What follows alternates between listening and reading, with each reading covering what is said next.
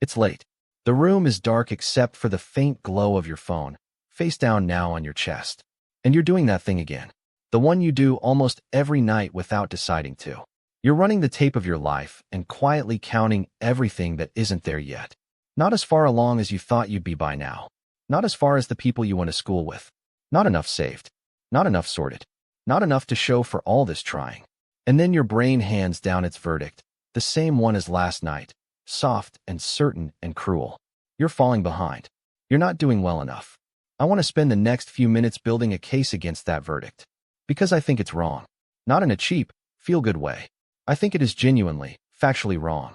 I think you're measuring your whole life with a broken ruler, and if you measured it by the things that actually matter, you would be quietly stunned at how well you're already doing.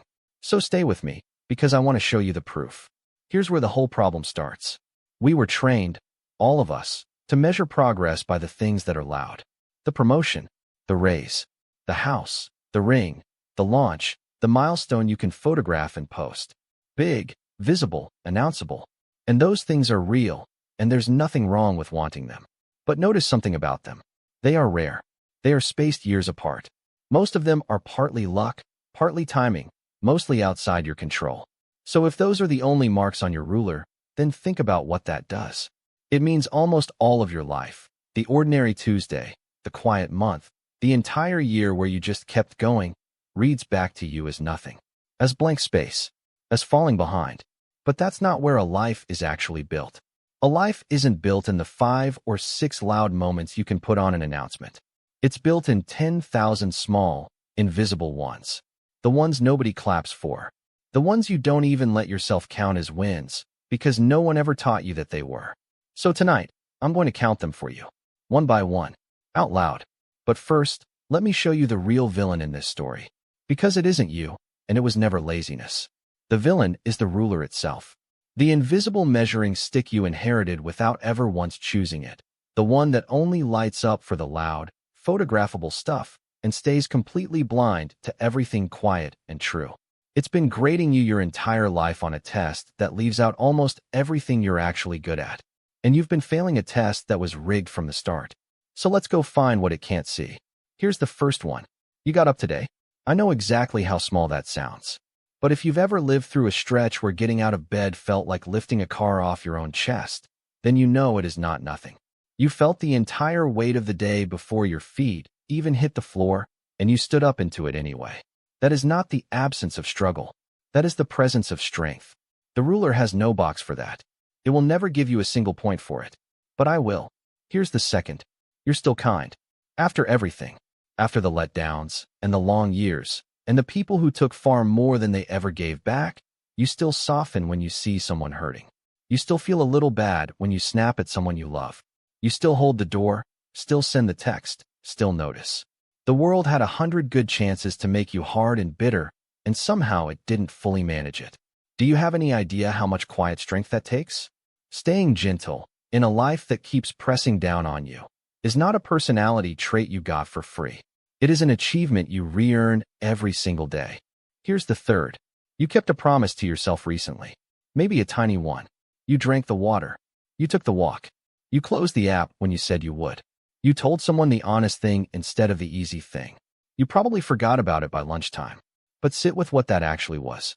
That was you choosing the harder right thing when literally no one was watching, when no one would ever have known if you hadn't. That is character being built, one boring, unwitnessed choice at a time. It will never feel like progress. It is the only kind of progress there has ever been. Let me stop for a second, because I can feel you starting to argue with me. That little voice saying, sure, but anyone can do those things, they don't count. That voice, right there, is the broken ruler talking. So let's keep going, because the next ones are bigger, and they're yours. Here's the fourth, and it's a big one. Look at what you are carrying. Not what you've achieved. What you're carrying, the entire time you're trying to achieve anything at all. The worries you never say out loud. The people who quietly lean on you and never know how much. The history you're still healing from. The grief you fold up small and take to work anyway. Now look, really look, at the fact that you are still standing. Still showing up. Still here. You are not behind the others on the path. You are climbing the exact same hill they are, except you strapped a heavy, invisible vest onto your back a long time ago and never once got to take it off, and you are still moving up. That isn't falling behind. That's strength that no one will ever hand you a trophy for. Here's the fifth, and almost no one counts this one. Somewhere along the way, someone hurt you, and you decided, quietly, not to become them. You took the unkindness that was handed to you, and you chose not to pass it down the line to the next person. Do you understand how rare that is? Pain wants to travel. It wants to keep moving through people. And you stood in its path and absorbed it, and said, "It stops with me." The ruler will never measure that. It might be one of the most important things you'll ever do. Here's the sixth. At some point recently, you let someone in. You asked for the help, or you said the thing that was hard to say, or you let a person see you when every instinct told you to hide. That isn't weakness. After being let down, staying open enough to still reach for people is one of the bravest things a tired heart can do. And here's the seventh. You came back. You tried, and it didn't work, and the quiet thing inside you that wanted to quit, you talked it down, and you tried again. Maybe nobody noticed the failing. Almost certainly nobody noticed the coming back. But that's the whole game. That's the only thing that has ever separated the people who get somewhere from the people who don't. Not talent, not luck, just coming back one more time than you fell down. Now here is the part one really, truly need you to hear, so don't drift off on me. The very fact that you lie awake at night worrying that you're not doing enough, that is itself one of the signs. Read that again. People who genuinely don't care do not stay up auditing their own lives. They don't ache to be better. They don't lie in the dark measuring themselves against who they hope to be. That restless, tired, worried part of you, the one you've been treating as proof that you're failing, is actually proof of the exact opposite. It is the part of you that still has standards, that still has hope, that still believes your life can be good and quietly refuses to settle for less. You have been reading your own conscience as a guilty verdict. It was never that. It was always proof that you still care. And while we're here, let me name the trap that makes all of this so much worse. Comparison. You are standing backstage in your own life, surrounded by every messy, unfinished, behind-the-scenes moment of it. The doubt, the false starts, the days held together with tape. And then you look up at everyone else, and all you can see is their highlight reel. The launch, not the 2 years of failing before it. The wedding photo, not the lonely decade. The new house, not the help they had to buy it. You are comparing your bloopers to their trailer and then calling yourself behind. It was never a fair fight. It was never even the same kind of footage. So here's the real cost of that broken ruler, the thing I most want you to see.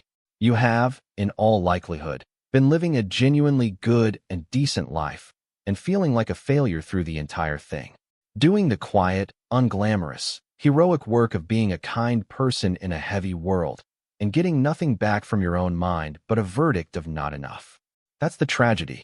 Not that you're failing, that you've been succeeding quietly the whole time and no one ever told you it counted. So let me be the one to tell you. The fact that you're tired means you have been carrying. The fact that you worry means you are responsible. The fact that you feel behind means you have somewhere you are trying to go and the heart to keep walking toward it. These are not the symptoms of a life going wrong. They are the fingerprints of a person quietly doing the hardest, least applauded work there is. You will not get a ceremony for most of it. That's just the nature of the real wins. They happen in private. They happen at 7 in the morning when you decide to try one more time. They happen at midnight when you're gentle with someone who will never know what it cost you. They happen in the long gray stretches where the only thing you accomplished all week was simply not giving up. Nobody is ever going to print a certificate for those.